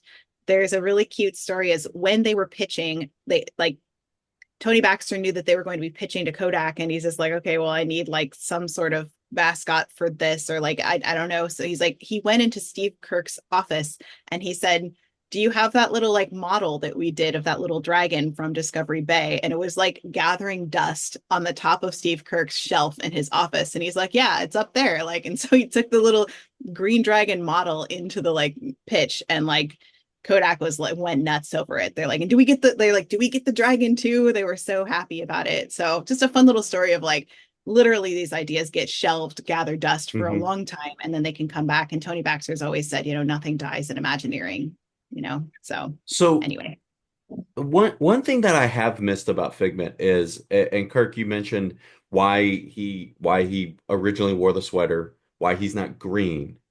But one thing I've missed is, do you know why he transitioned from what he looked like in the first picture that Kate showed us, that more steampunk version, to kind of what he is now, which is a more rounded character, and then specifically the color purple.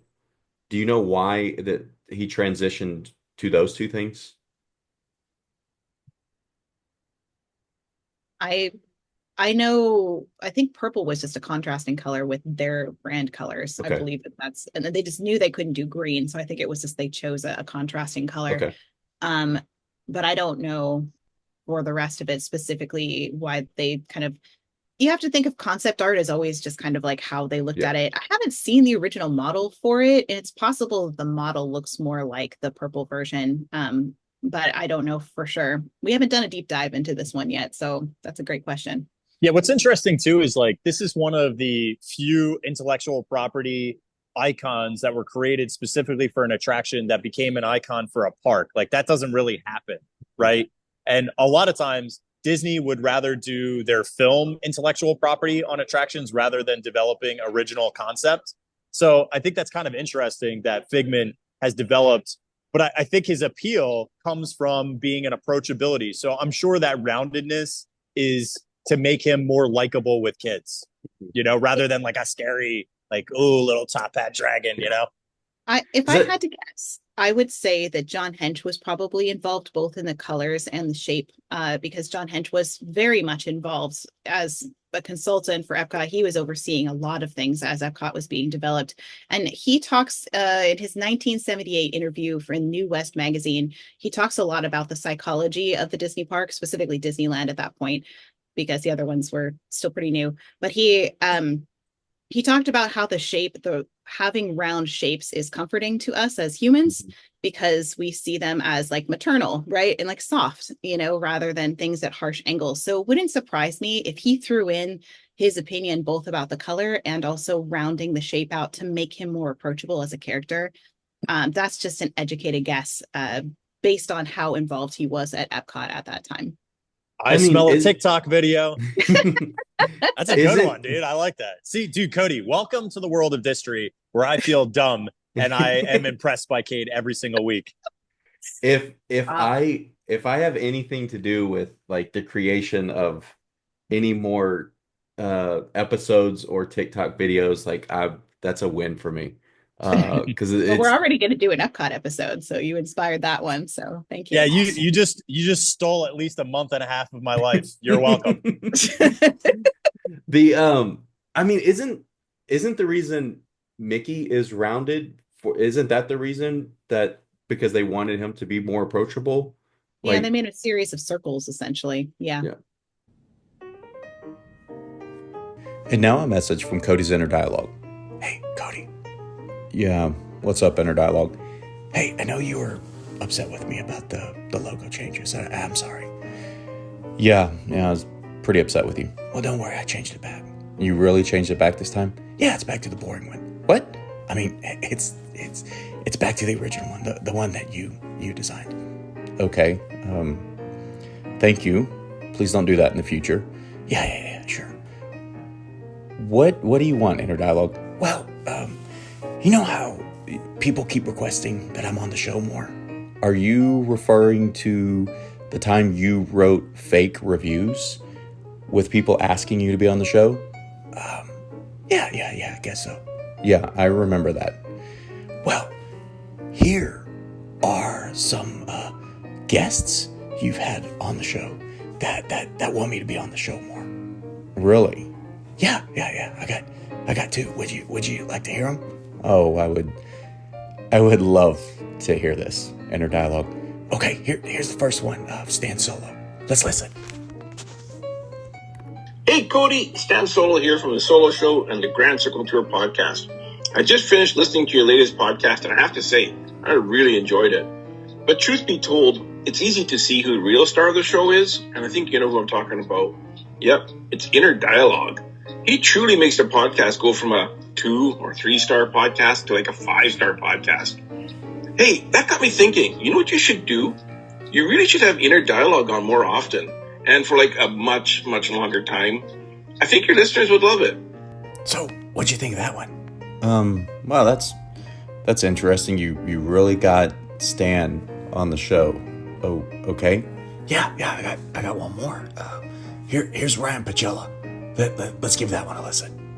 Hey Cody, maybe you should listen to your Inner Dialogue a little bit more. Have him on the show because, we just did this whole episode about generational trauma and other topics, and the best way to really get into the guts of everything is to hear yourself think and feel into things. And I think it would be really helpful for you in the show.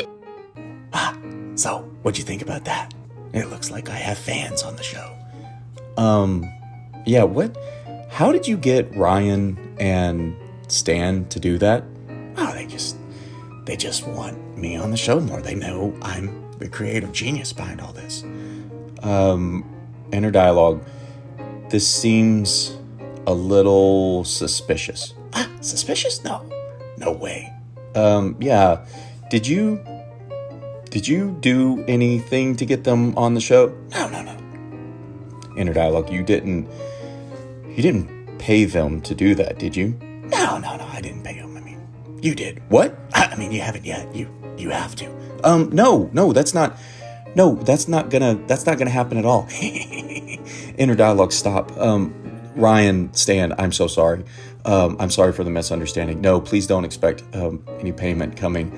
I can't believe, Inner Dialogue, I can't believe you did this. It's a pretty good one, huh? They really want me on the show. No, it doesn't seem like it. I'm sorry, everyone. Please remember, Being a Fan of Disney the book is available on Amazon. The Prospectus Files is available on Kindle Vella. Inner Dialogue, this is such a headache. I'm sorry, everyone. Back to our show.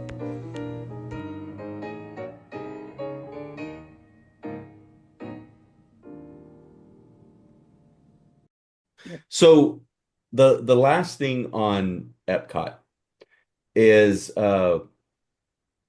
just your impressions. Kate, we'll start with you. Your impressions of the kind of the current state of EPCOT, not the construction world and all that of the last couple years, but like the current idea of what EPCOT is now, and especially the presence of more movie IP, because I hear a lot of people complain about movie IP being especially in EPCOT, which I always have some interesting thoughts on that. But what's your perspective of what EPCOT is today? Oh, you're baiting Kate in the best way possible. I am excited. Well, I would say first, I want to mention that Ray Bradbury, the author Ray Bradbury, wrote a tremendous script for Future World. It was mostly for a script for Spaceship Earth, but it ended up being the blueprint for Future World. And it talked a lot about the importance of communication and how we communicate with each other and how we, disseminate information, but it's done in this beautifully poetic way, as he does, of explaining, how important all of this information and our communication is to our future. And he described Epcot as Schweitzer's centrifuge, which was such an interesting way of describing it. And it throws back to Albert Schweitzer, who the waterfall is named after in the Jungle Cruise. He won a Nobel Peace Prize in 1953 for his reverence for life philosophy. But it basically is like, if you can do good, the good that you do will inspire others to do good. I'm paraphrasing, but that's essentially was Epcot was supposed to be a place that would inspire people to go out and then change the world because they would learn all these good things. Kirk is laughing at me over here. I think you do good when you're at Epcot, you do good. And then others will do good. But that was the idea of Epcot. It was this brand new invention where they brought professors from universities in to consult on the projects to make this so that they could educate people, so that they could learn new ideas and concepts and be inspired to go out and change their communities. That was always what Epcot was supposed to be about. And of course, the cultural, blending of cultures and intermingling of understanding each other also in the World Showcase area. Now, if we're going to take that into current day, do I think that that is still its purpose? I think that there are still elements of that exist. I very much think I love the new Moana exhibit they did because it talks a lot about the water cycle, but it's also very inspirational and imaginative that makes you think about things in a different way and what is possible. And there's also a community aspect. Like I love the part of Moana where everybody will stand together, and if you all put your arms up at the same time, the water will go higher in like this giant wave. Like I love the idea of we're all coming together, and you have to kind of communicate with everybody around you in order to do it. And so I think that there are some things that, even though that is IP based, it very much speaks to the original language of Epcot and what it was meant to be. And I really think it's important that we remember that the Disney parks have always been IP based from the very beginning. Like people are like, oh, it's all IP based now. I was like, no, it's like Fantasyland, the original 1955 one, had Mad Tea Party, Mr. Toad, Peter Pan, Snow White, Dumbo, like all of those based on their movies, right? It was based on classic fairy tales, but based on Disney movies. And, the true life adventure films did Jungle Cruise and Rainbow Caverns Mine Train, those all came from their true life adventure films. And Pirates of the Caribbean was Treasure Island, Swiss Family Robinson was a movie. All of these things were IP based. There's very little things that they have done that were not IP based, and a lot of them were for the 1964 World's Fair. So they were projects they were doing for other people. So for me, I'm like, I don't have a problem with IP because that's part of Disney's legacy, is to do that. So it's always surprising to me when people are so against it because I'm like, but I could see in the concept of Epcot how people get upset about it, especially like my mug is Guardians of the Galaxy from Epcot. And people get mad that like the Star Blaster is sitting outside of Guardians of the Galaxy. And they're like, how in the world does this relate to, the original vision of Epcot? But the beautiful thing is, I learned this at D23. I went to this wonderful talk there, and they said that they designed the entire queue of that attraction to speak to the 1964 World's Fair and the idea of peace through understanding, which is the Xandarian's motto. They took that right from the 1964 World's Fair, and then they put elements of the 64 World's Fair all throughout the queue. So they wanted to honor the legacy of that World Fair concept, which was the original kind of concept for this version of Epcot that we did get. So I think that there's so much integrated there with they're pulling the history in that honestly, it doesn't bother me that there's IP because they're doing such a great job of integrating what this was supposed to be about into the new things that they're creating. Real quick, two things. One, I have always wanted to do like a a, a dive into the 1964 World's Fair. And I would love to hear an even deeper dive from people who actually do the work. So there's one point for maybe a future idea for you. But second, when you mentioned in was it in your is it in your second book where you talk about man and spaceship Earth? Like you talk Yeah. about the Ray Br I actually went, here's an example for everybody. Because of that, I got really interested in that. I actually went and I found a copy and I read that script. And it's a really, really cool script. Yeah. And like, it's something I never thought of. I knew Ray Bradbury had strong ties with Disney, but that was it. That's another example for everybody that like these little tidbits to like kind of move in different directions is really, really cool. So thank you for that. Yeah. Kurt, go ahead. Your impressions of Epcot. I also like that reading because it's a great way to get into the Mansion Eyes See, because that book uses that as a pretty big pinnacle moment between the two main characters. I won't give it away, but yeah. Uh, I hate it. No, I'm just kidding, dude. There's nothing like Epcot when you look at a Star Blaster and a laser field around a giant god, and I'm like, man, I feel educated. No, it's I went to Epcot in the 80s, or probably late 80s, early 90s. So I remember going through the World of Motion, going on Horizons. So like Cranium Command and Kitchen. I didn't see Kitchen Cabaret. I actually saw Food Rocks, which chef's kiss. But here's my thought is that I think unequivocally I love Maelstrom. Love it. I love Trolls. I love dark rides. It's like so me. But is that a better decision for the parks to have a frozen attraction when they built it? 1,000%. It's a great monetizable moment that did it change and alter and strip away some of the significance and history of Norwegian culture? 1,000%. But if people weren't going on Maelstrom, like until it was on Fast Pass Plus, people didn't know it existed. So like it had zero line all the time. Nobody knew it was even back there, which I loved.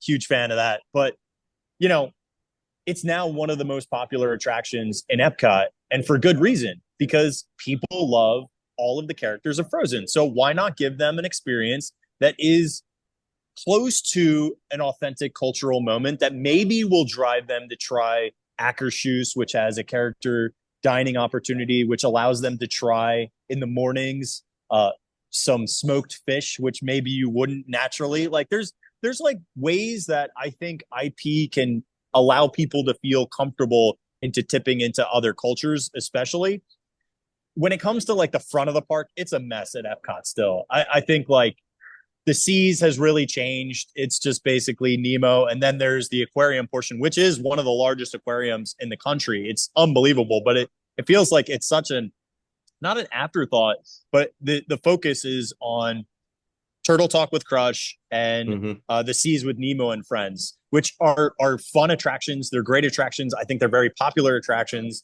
but it has lost what as a kid, I loved Epcot because I liked learning. I just was like a geek and a nerd. So for me, it was fun to step into those unique original content pieces. And Figment was great. Figment has changed a lot. That attraction has changed. But there was great intellectual property moments when I was a kid, like Honey, I Shrunk the Audience was a great IP that was built into a 4D space that people could enjoy. So like to me, there's a healthy marriage. I just wish that things that get promised and then don't get built, like the Play Pavilion, like the Play Pavilion would have been a great example of a more modern version of what an Epcot Pavilion when it first started in the 80s was. So I think that was a missed opportunity that budgetarily got shelved because it doesn't have a big IP attached to it or an attraction attached to it. It's just like kind of like a nice to have, but not a need to have. So like that kind of stuff bothers me a little bit. But IP being integrated, dude, bring on Encanto, man. Like Dino Land is going to be better turning into the Americas. I think that just whole area will be improved upon. I love Dinosaur, but Indiana Jones is a better attraction of the same track, ostensibly. So I'm all for innovation if it makes sense and it'll drive guests to having a better experience. It just saddens me when they underutilize space or they completely miss the mark on. And I don't think Epcot has changed to that point, because if you still look at the World Showcase and elements of like the lands still has that with Living with the Land, there's a lot of educational pieces that are still integrated there. You can go see the show upstairs, which no one should ever see, and they should repurpose that. But you know what I mean? Like there are still elements, and more so than ever in the World Showcase, I think is probably the best embodiment of people culturally learning about.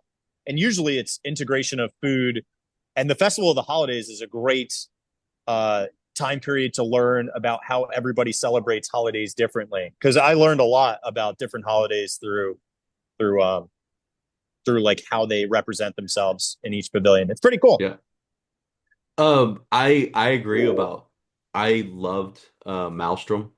But also and the reason I loved it is because when I went for the first time, it was one of the few attractions. Epcot felt like this really, really big park where there's a lot of walking, and it was one of the few attractions. Like, the Mexico Pavilion hadn't opened. Well, no, it was open the first time I went. So it was basically that in because Norway opened second. It was that in the Mexico Pavilion and World Showcase that had the rides that really was attractive to me.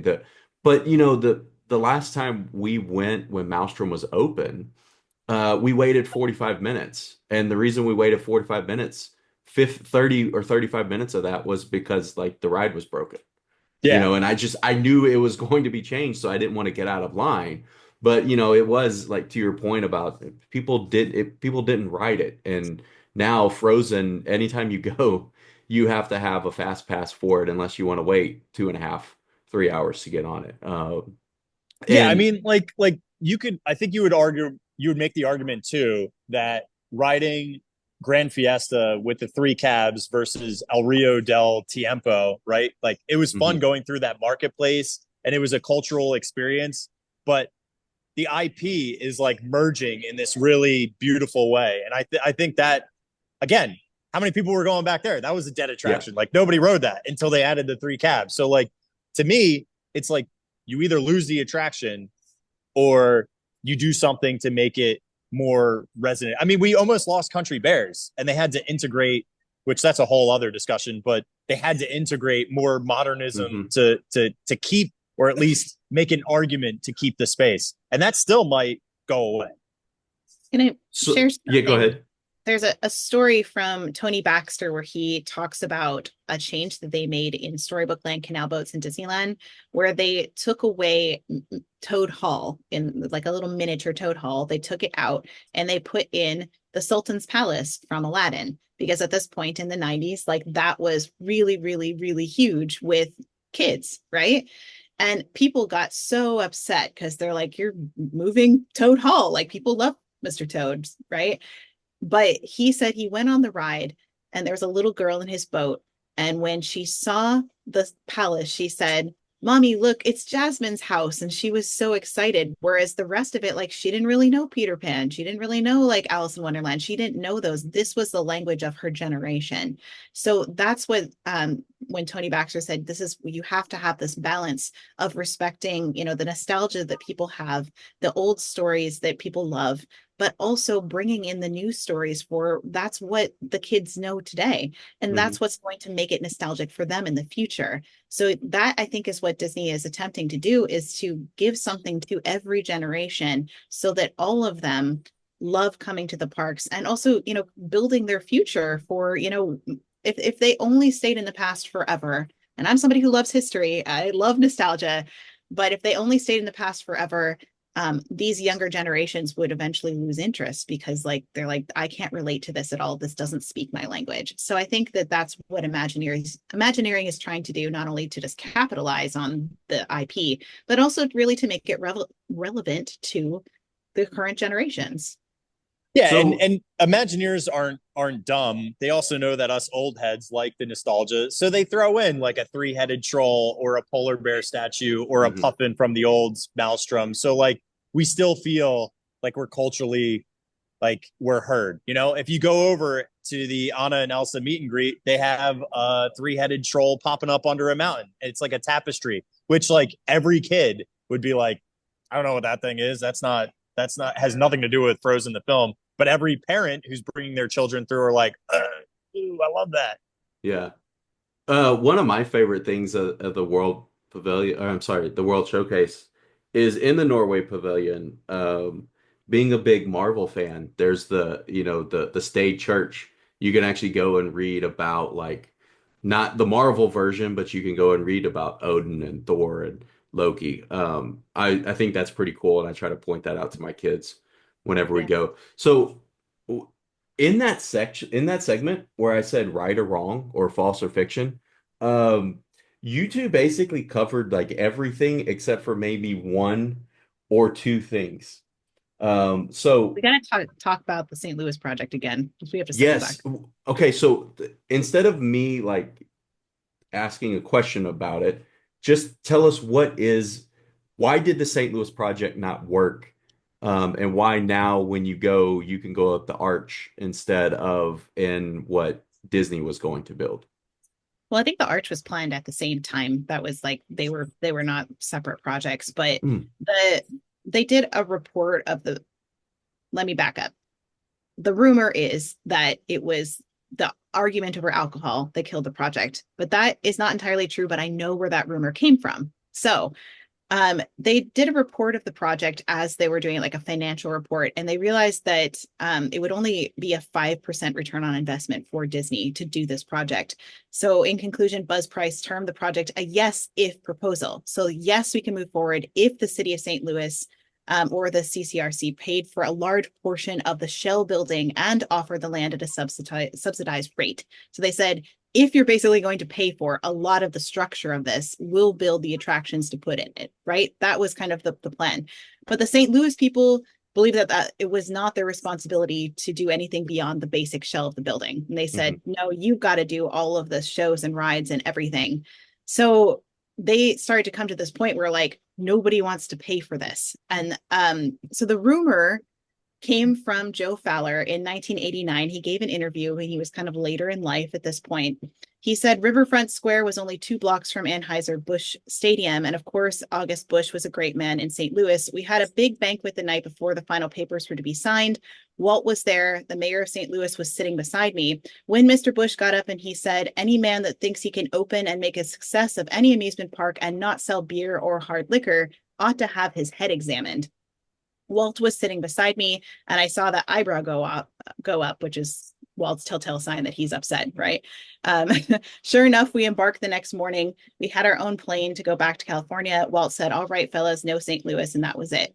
But earlier in 1973, so what, 15 years ish earlier, Joe Fowler had given an interview then. He said, we got to the point where we actually laid Riverfront Square out with the attractions by putting a large part in the basement of one of the buildings. All in all, it looked good. It only fell through because in the last analysis, we were not going to put our money in it. We put our effort in it, but the St. Louis interest would have come up with the money. It finally was decided they couldn't do it. So basically, he just remembered history a little bit differently as he got older, right? But closer to the time when it actually like dissolved, it really was like a contract that they really couldn't financially find a way to compromise. And so the deal just kind of fell through. And there might have been some feelings there about, that comment that Walt was probably not real happy that he was called out that way. And they wanted to protect the Disney brand because Walt Disney couldn't be seen with, like endorsing a whole bunch of alcohol consumption on a family property. So they were also protecting his branding as Walt Disney as well. But there, the rumor that it was the beer that killed it, that's really just not, that's a very short-sighted way of looking at it. But I love that it came from Joe Fowler. The rumor originated with one of the Imagineers. Well, So and it's one of the things now when people, when they started selling beer in the Magic Kingdom, people are like, oh my gosh, like Walt Disney would have never allowed this. He would have never like, the St. Louis project fell through because of all of this. And it's one of those examples to me of like there's the practical reason why something works or doesn't work. And then there's the story reason why something works or doesn't work. Like I love the practical reason why the Disney Princess brand exists and how they kind of created a story about that and how like why Anna and Elsa are not in the Disney Princess. Like there's always, this practical reason and the story reason why something doesn't work. One yeah. thing that I don't think I sent you to that I recently learned in talking to someone is I always heard or I always read that the Country Bear Jamboree came from Mineral King. Is that true? Yeah. That was So because that's why they have bears, because they were out in the woods. So they made it so the bears could come to life and sing. So here, and I have always believed that when I spoke to is Christopher Tremblay. He teaches a class at Western Michigan University that's called Walt's Pilgrimage, and they go from the students go from Chicago to Kansas City, and then they fly into California, and they spend a few days in California, like going around significant areas or significant points of his life. And one place that they visit is Mineral King. And when he visited with us, he said the people at Mineral King actually have evidence that they believe maybe maybe it was, but maybe it was not like an attraction planned for Mineral King. So I would love to know like I would love to see what their notes say because he basically said, he tells this story every time. And then when they were there talking to people at Mineral King, they asked that question, and the people at Mineral King said, well, here's why we believe maybe that wasn't the case of Mineral King. And so I would love to track down that information at some point. I mean, Um, the most that I know from reading Mark Davis's original kind of notes on the project and from seeing his concept art, and Dorothea Redmond originally made, it wasn't in a theater to start out with. It was going to be in the mountains, and there was going to be rocks, and then there was waterfalls, and then the waterfalls would split open, and then you would see the bear behind the waterfall. That was the original concept for it, which was because it was going to be out in the woods in the mountains, and that was the plan for it.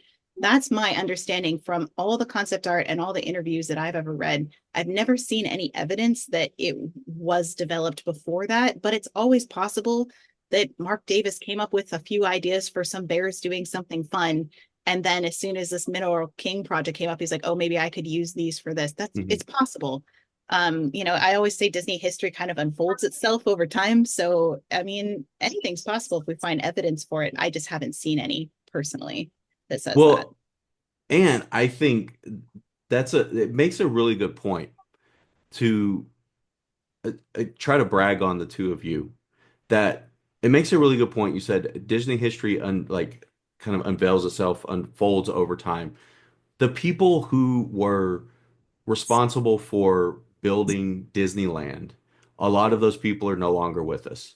A lot of the people responsible for building Walt Disney World are no longer with us. So these stories they get lost, but they also, I mean, Kate, you've mentioned a couple times somebody who was a like part of the original plan later in life gives a different retelling of that, or they recall something different. And everybody knows the further you get away from something, the the more difficulty you have in remembering facts the way that like, they actually happened. Right. Um, that's why, to me, it's so important that a show like Distory exists because you two do such a deep dive into all of this. And I would like I've told everyone I really, really enjoy listening to the episodes. I am interested in Disney history. I consider myself very interested in it. Listening to the show, I realized how little I knew. But more importantly, I realized how much I was interested or am interested in history and interested in learning more and more about it. So it's really, really cool what you two do, to be able to give everybody that information and to be able to keep this history, oral history, written history, all of that alive so that then people in the future, maybe they'll be able to find things that we haven't found, and be able to continue that narrative. So it's really, really cool what you two are doing. Thank you for all of what you're doing. It's really, really fun. The I have I know we're a little bit over time. I have two rapid questions, and Kate knows these are questions. Kirk, you can respond, and that's it. You don't have to explain anything. If you want to explain something, feel free to do that. So the first one is being being Halloween time. Um, is there a favorite thing you like to do in the Disney parks based around Halloween? Go first, Kirk. I mean, if you've never done it before, I think Mickey's Not So Scary Halloween Party is a great event. If you've never done it, it's worth it. It doesn't change a lot year to year, but the parade is fantastic. The stage shows are fantastic. The ride overlays for Space Mountain and the Mad Tea Party are great. The trick or treating is a lot of fun, and the fireworks show is awesome. The Disney parks don't offer as much as what I like. I like more haunts, so I go to like a Universal and Halloween Horror Nights. But I'll leave it at that. If you're not doing anything that's a ticketed event, go on all the dark rides, at least Haunted Mansion. That'll make me feel better that you're doing something spooky.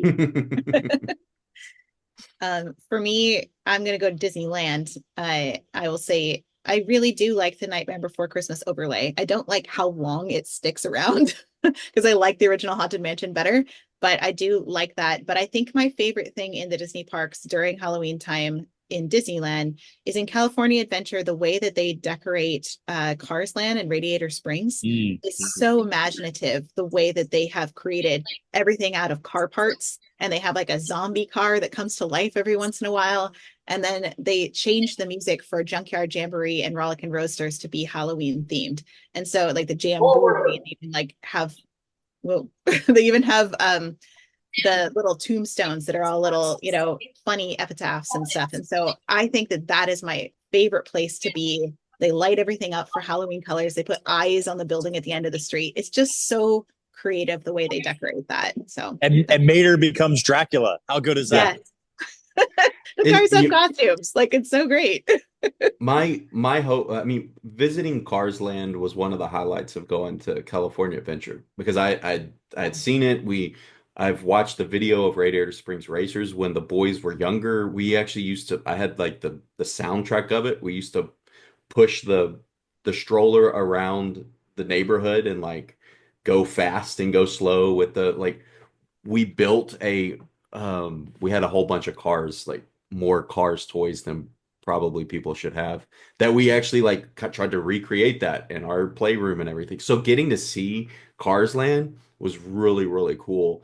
My hope is that when, and I know the project is taking, it's kind of going through some hoops now with the companies having to talk about like the impact on nature for the Cars Land that's going to be in Magic Kingdom. But my hope is that when that is built, that's another source for maybe they'll bring some of that over in the Halloween season as well, that we could see that. And because that would be really, really cool to see that and then go into Villains Land and Halloween, and you know, you could have a really good time. So the last one, and I have to give a couple caveats for this. Not Halloween specific. So not like happening during Halloween season. And you cannot say the Haunted Mansion. Outside of those two, what is a favorite or something you like doing, or a couple, whatever, that puts you in kind of that Halloween spirit year round in the parks? Again, you can't say Haunted Mansion, and it can't be like the Halloween parade or Haunted Mansion layover, things like that. Rick, you should go first. Dude, go to Hollywood Studios and you go on the Tower of Terror. Check in. It's like you're not gonna check out. It's one of the few attractions where cast members can actually be like outwardly mean/rude to you in like a good way, like a fun way. And they don't have to necessarily smile if you smile at them, which is normally a rule. So yeah, I mean, that is such a great attraction from seeing it as an icon. Like, it's crazy to me that the Hollywood Tower Hotel is the icon where the Chinese theater is really the forefront of that park. Like, this is off to the side. This was not built when the park was originally there. I mean, the icon has changed a lot. For when it was MGM, it was a water tower, and then it changed a little bit for the Sorcerer Mickey hat and a little bit of the Chinese theater. But now it's Tower of Terror is the icon. So if you were feeling like getting spooky, or I got another one for you. Walk in the Magic Kingdom at night over by Ariel. You feel like Gaston's gonna hit you in the head with a pork shank. It's Terrifying. Yeah, Yeah. dude, that's like spooky as anything. Have either of you ever read the Kingdom Keeper series? I haven't Parts of yet. the first one, yeah. So, that series is about kids that they're turned into holograms and they go into the parks at night to create or to keep the park safe. But in the first book, there's the scene where they're in the It's a Small World at night, and the dolls come alive and everything like that. I've never ridden It's a Small World again without thinking about that. Even like looking when we were in Disneyland and I'm like pointing out all of the different, hey, look, there's Woody and Buzz and all this. Like I'm still in the back of my mind thinking if this ride breaks down and these things come to life, I'm gonna get kicked out of the park because I'm gonna get in the water and run away. Dude, what'll really bake your noodle is when they don't have the music playing and the dolls are just making like the clicking mechanical noise, because it's actually more efficient mechanically to keep them running rather than shutting them off every night. So I've never experienced it, but that would be like an amazing experience to hear Small World dolls just Yeah. all creepy like. Kate, what's a favorite of yours? We are finishing up a Snow White series for Distory right now, and I think we've done this deep dive into Snow White's Scary Adventures, which of course in Disneyland is now Snow White's Enchanted Wish. But there's still elements of the original Scary Adventures that are still in that you have the transformation from the queen turning around to be the witch, and you have, the dungeon that's been transformed more into kind of like potions and whatnot, but there's still this very creepy element that's in that attraction that I think that would be my go-to if I was looking for something kind of spooky. So yeah, that's my pick. You wouldn't go to the Netherworld with Mr. Toad? But Netherworld, most of that ride is just fun and silly though. Like, yes, there's like, It's so hot in there, Kate. I know it is hot at the end, but they're cute. It's got the little Blaine Gibson's Wiggly Devils. This makes me laugh every time. So, I know it's supposed to make you laugh, so it's not creepy to me. It's just fun.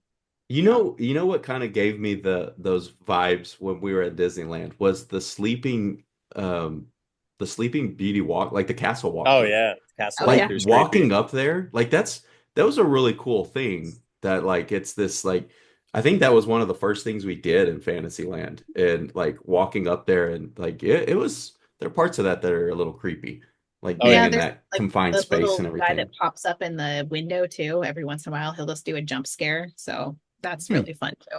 Yeah. So I've kept both of you over time. Thank you very much for doing this. As I said, I'm a really, really big fan of Distory. I'm a big fan of the content you two are putting out. What is the best way for people to follow you? And if anybody's like me, whenever I'm listening to your show, I am like, I want to like say something to my radio as if the two of you will hear it and acknowledge it. So I know those are live shows. So would you also let people know when the live show is so that if they want, they can chime in and get on the message boards and everything during? Yeah, so Distory most of the time is Fridays at 5:30 p.m. Pacific, 8:30 p.m. Eastern. We do sometimes have to switch up our schedule just because we're both very busy and we have life that happens. So, but most of the time, that's when you can find us on TikTok specifically. We have the live show and we do see your comments and whatnot as we're chatting. For me, my content can usually be found. It's Disney Cicerone, named after Cicero. So it's CICERONE, and I'm on all social media platforms: TikTok, YouTube, Instagram, Facebook. And also DisneyCicerone.com and Amazon for my books. If you search Disney Cicerone or Kate Grasso, all of my books will show up either there or on Audible as well. How about you, Kirk?